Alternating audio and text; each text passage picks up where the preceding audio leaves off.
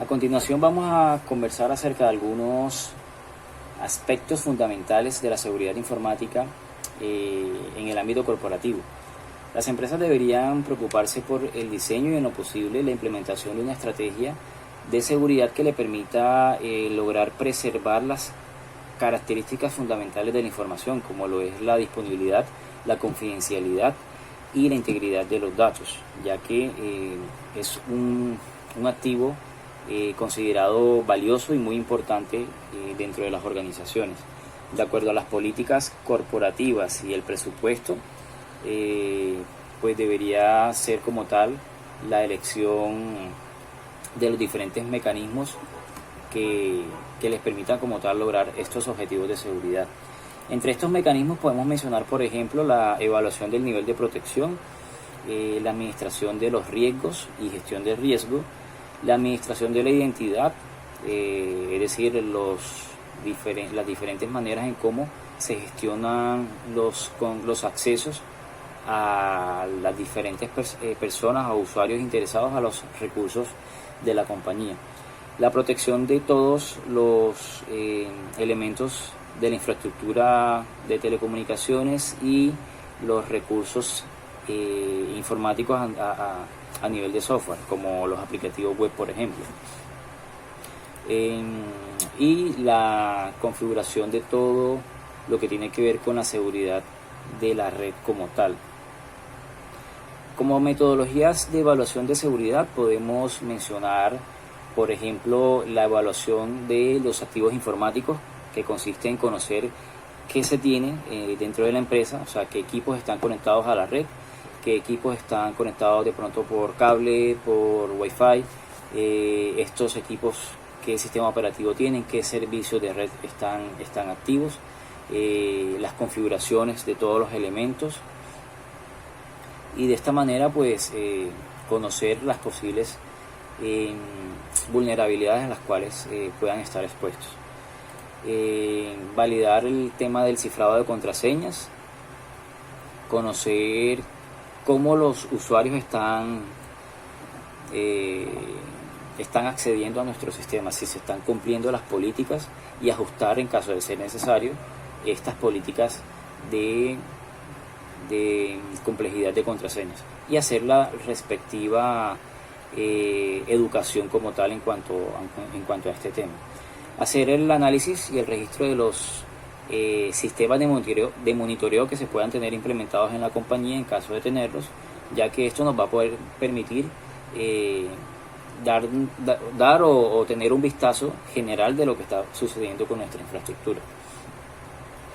Como lo mencioné anteriormente, la elección de estas herramientas, de estos mecanismos, va a depender de la estrategia de seguridad, de lo que realmente la empresa quiera proteger y lógicamente del presupuesto que tenga para tal fin. Una de las actividades principales de los ciberdelincuentes, o de las iniciales más bien, es la recopilación de la información de su objetivo. Los hackers éticos también cumplen esta tarea como labor inicial para cuando va a realizar una evaluación del nivel de seguridad de una compañía,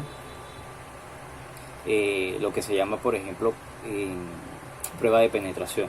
La diferencia es que el hacker malicioso no solicita ningún tipo de permisos, lo hace sin ningún consentimiento, y pues el profesional de seguridad sí tiene todo el aval de la compañía y los permisos como tal para realizarlo, y además sigue una secuencia metodológica con entregables por cada fase.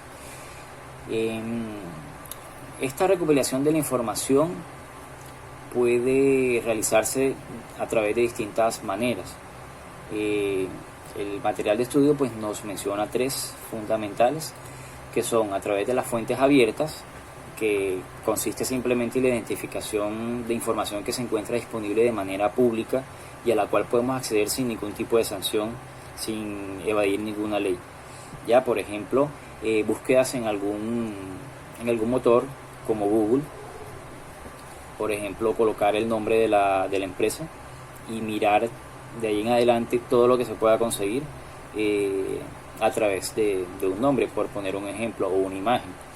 Y también existen herramientas un poco más especializadas para hacer este tipo de búsqueda que nos facilitan la tarea. O sea, es lo mismo que la búsqueda que hacemos en Google, pero de una manera, podríamos decirlo así, como más minuciosa. Son herramientas un poco más especializadas.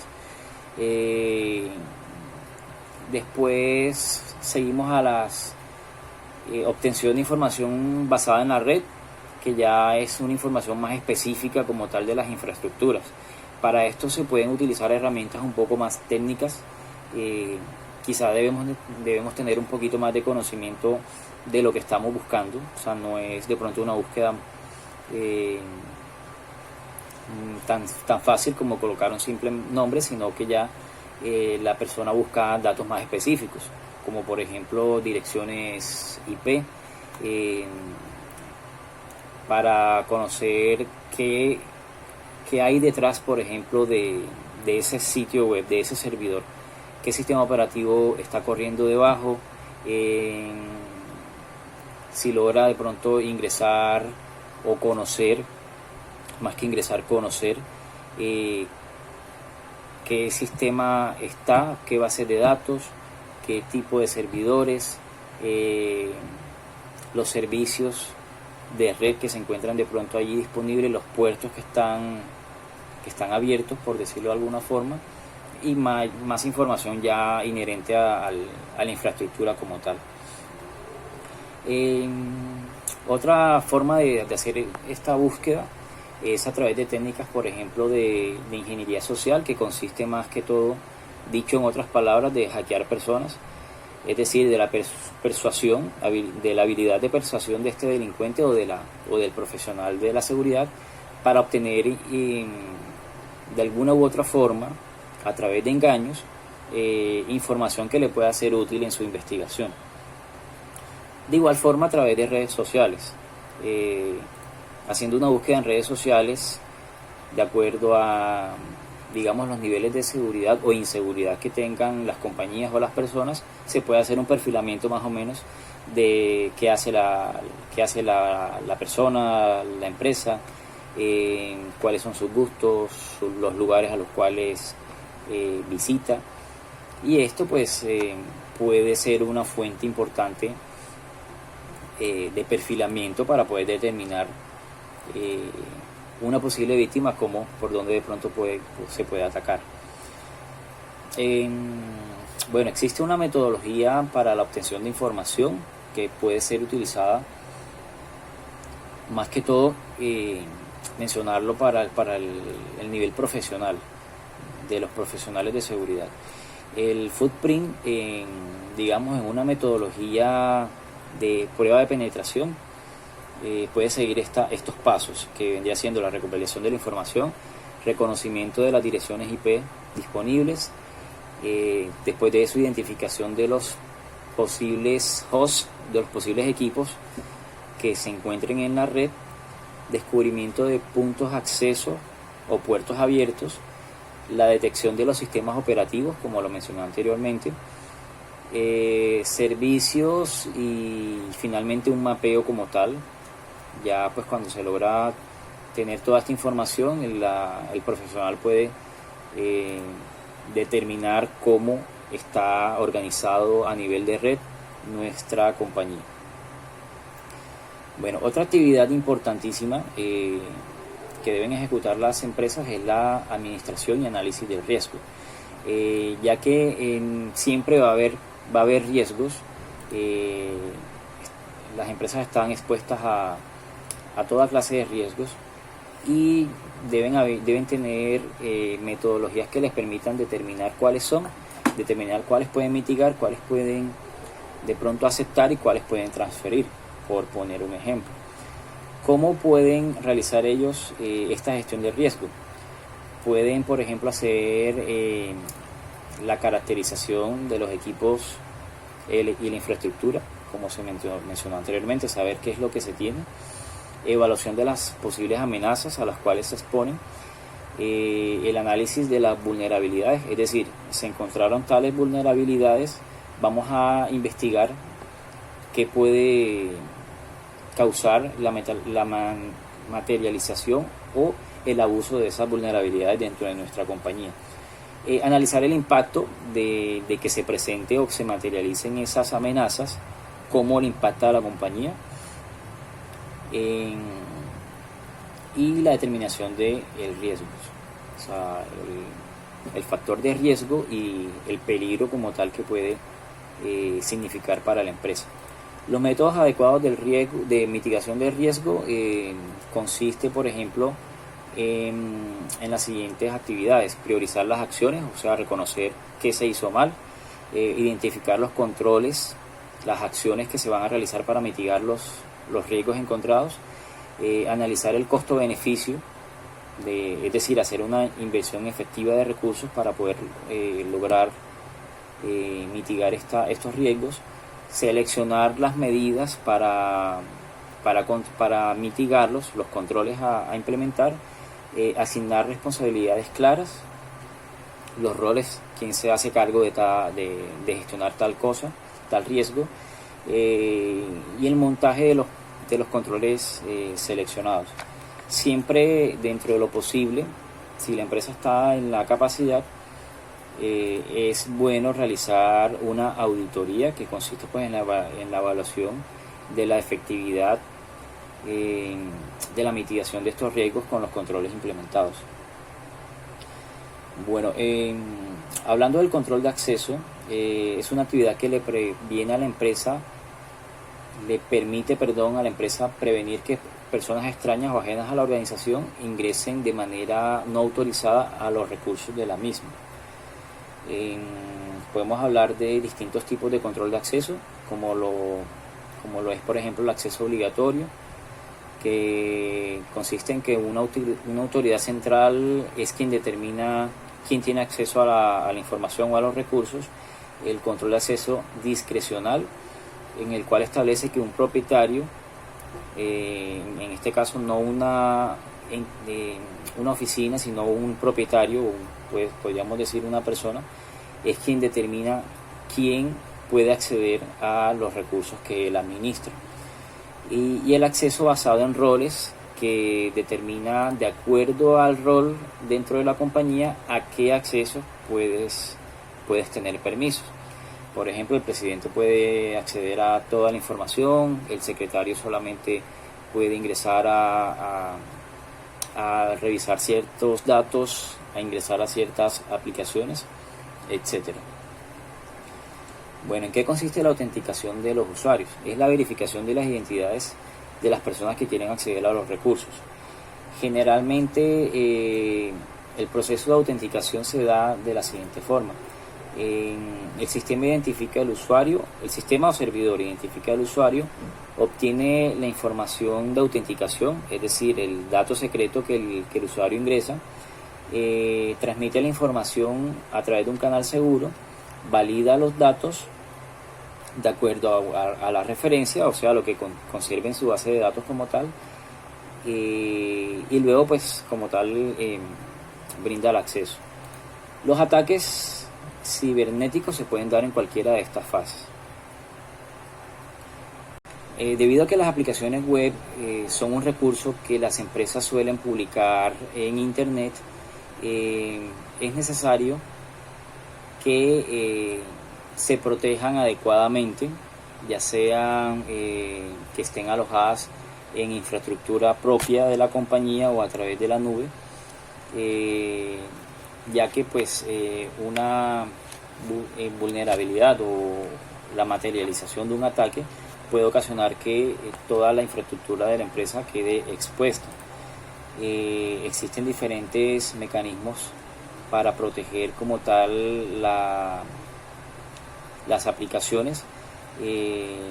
Podemos mencionar, por ejemplo, el firewall de aplicación o Web Application Firewall. Y también podemos mencionar el top 10 de OWASP, que es un proyecto llamado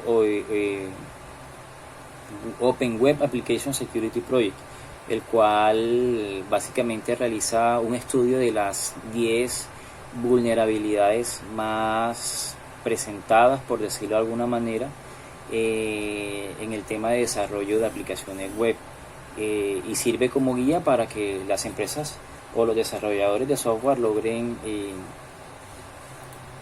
implementar los controles necesarios para poder mitigar la posibilidad de exposición a alguna de estas amenazas. Listo. A nivel de servidores, podemos encontrar que estos equipos con sus sistemas operativos de pronto desactualizados, mal configurados por errores humanos del administrador o de los usuarios locales o remotos, pueden también ser blanco de una posible vulnerabilidad o debilidad dentro de nuestra infraestructura. Entonces, para poder garantizar la seguridad adecuadamente en los servidores, debemos planear la instalación y mantenerlos siempre actualizados dentro de lo posible. Los equipos y los sistemas obsoletos, sacarlos como tal de la red si no se pueden actualizar definitivamente y si la compañía pues lo permite. Controlar la autenticación y los permisos, que solamente las personas autorizadas puedan acceder a este recurso que en muchas ocasiones es crítico para la empresa. Controlar lo que se hace dentro, las interacciones que se hacen dentro de este servidor. Administrar las cuentas de usuario, es decir, cuando ya por ejemplo un usuario sale de la compañía, retirarle como tal esos accesos. Restringir el acceso tanto físico como virtual. Es decir, si por ejemplo solamente las personas dentro de la empresa las personas autorizadas y dentro de la empresa deben tener acceso a esos servidores, el servidor no debe por qué tener ningún tipo de servicio abierto hacia el internet, o sea, no debería poder ingresar de manera remota, por poner un ejemplo. Deben establecerse mecanismos de protección tanto a nivel de software como a nivel de hardware. Es decir, el data center o la oficina el cuarto de sistemas, por decirlo así, solamente debe tener autorización para acceder las personas encargadas del mantenimiento y de la gestión como tal de esos recursos. Y deben estar incluidos también en todos los planes de riesgos. Listo. En caso de que de pronto se presente alguna pérdida, alguna fuga, algún daño de la información contenida en nuestros dispositivos de respaldo o discos duros, debemos tener siempre la cultura y la política de backups, de tener respaldos. Y hay diferentes tipos de respaldos. Por ejemplo, el respaldo completo, que crea una copia del sistema entero, incluyendo las instalaciones, adiciones y archivos. Esto pues se puede realizar a nivel de equipo de usuario final, computadoras, o a nivel de servidores como tal. El tipo de respaldo incremental, que realiza solo la copia de los datos que han sido modificados después de la última operación. Y el tipo de respaldo diferencial, que agrega datos que hayan cambiado a la última copia realizada. Bueno, herramientas para, digámoslo así, la defensa a nivel de equipos finales. El más utilizado es el antivirus o anti-malware, que básicamente nos permite prevenir nuestros equipos de posibles códigos maliciosos. Detecta y remueve el malware que pueda en algún momento ingresar a nuestro computador. Bueno, hay diferentes tipos de antivirus de acuerdo a, por decirlo así, a sus características o a sus funciones. De entorno aislado, el cual ejecuta los programas en un ambiente virtual, también conocido como sandbox. Técnica de minería de datos, que son algoritmos que clasifican el comportamiento de, de un archivo comparándolo con una serie de características seguras. O sea, por decirlo así, un archivo de texto o un determinado archivo generalmente tiene cierto comportamiento, y al este sistema notar un comportamiento extraño, pues genera como tal la alerta. Bueno, finalmente el tipo de antivirus basado en firmas es la forma más utilizada. Los antivirus detectan el código malicioso basado en base de datos de firmas, es decir, que ya los archivos están identificados, y haciendo una comparación de la muestra que infecta al equipo con lo que ya el sistema de base de datos tiene, te alerta enseguida de que es un código malicioso. También existe el anti-spam para prevenir todo lo que es el correo no deseado, que se puede implementar a través de software básico en el equipo o a través de servidores. Finalmente, pues también podemos hablar de que existen otras técnicas como la criptografía, el algoritmo hash y la firma digital, que nos van a ayudar también a preservar todas estas características de la seguridad de la información. Finalmente, pues mencionar que hay que hacer como tal monitoreo constante a la red, en lo posible hacer lo que llamamos seguridad por capas, identificar pues cada uno de los ítems que requieren ser protegidos y implementar los controles adecuados.